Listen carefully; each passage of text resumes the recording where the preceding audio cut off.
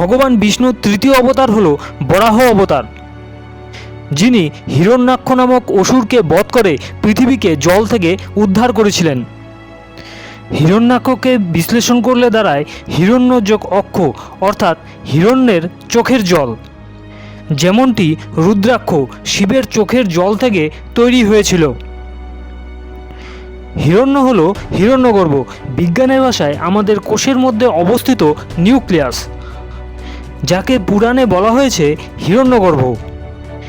এই নিউক্লিয়াসের মধ্যে থাকে ডিএনএ, যার মধ্যে পরিবর্তন আসলে জীবের মধ্যে পরিবর্তন আসে। কিন্তু এই ডিএনএতে এমন এক জিনগত আবরণ ছিল, যার জন্য জলজ সরীসৃপ পূর্ণরূপে স্থলজ স্তন্যপায়ী প্রাণীতে পরিণত হতে পারছিল না। বিকাশের তৃতীয় চরণে শূকর প্রাণী সৃষ্টির মাধ্যমে এই জিনগত আবরণটি নষ্ট হয়।